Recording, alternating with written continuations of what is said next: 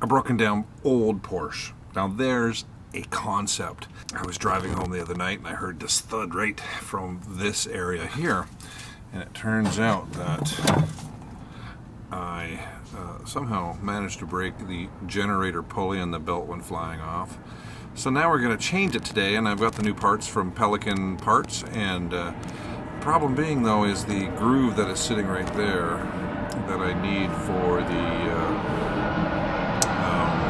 airplane passing over.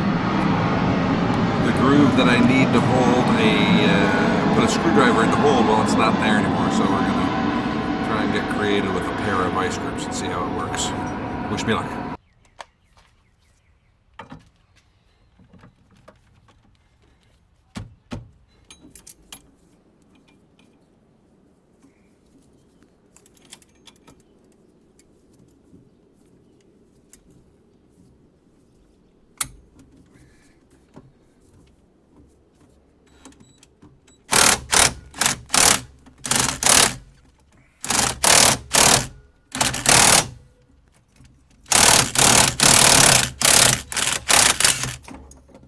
It worked.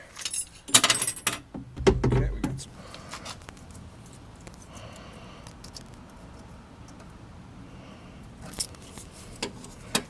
And now the nut came off, which was pretty much the only real thing I was worried about, which actually came off pretty easily. Now we've got all these shims, so all these older Volkswagen / Porsche generators. This is a prior to an alternator. This would be a generator. Has all these shims in it, and these shims are what space the belt and tighten the belt, and the smaller the space, the tighter the belt is, the bigger the space, obviously, it loosens the belt off. So we're going to leave it the way it is. I'm assuming that the belt that I've gotten is the correct size, so hopefully we don't have to remeasure anything or touch anything, and that it's already been done. We've got a couple spare shims on the outside. Those spare shims are designed to add and subtract as you need them. It's really not a lot of science, it's more of trial and error. I've ordered these from Pelican Auto Parts. There's an inside and an outside. We can look at this and we can see the inside is the part with the little cut in it, divot in it. We're going to put that on first. We're going to put all our shims on, back on.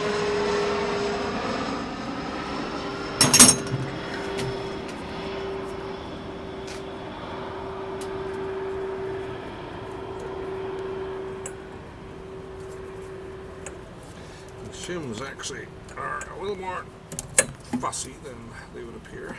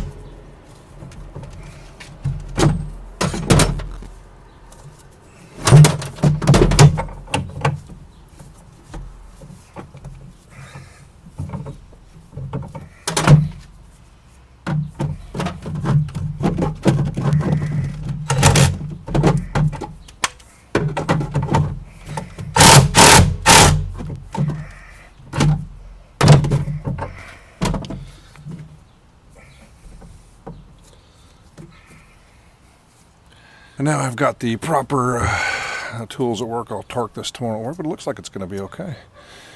Belt snugged up decently, nuts tight.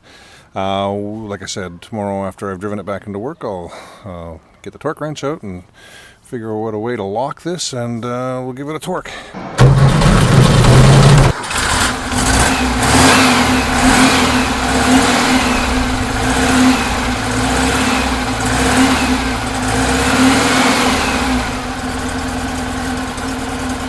The wonderful thing about these old Porsches is that they're fantastically simple, and you have to think very little and just sort of do. So I mean, the total repair for this car cost me $70 out of my $70 US out of my pocket, and it was dead simple and fun in the process. I don't work on cars very often anymore, and it's nice to work on something that you actually have pride in.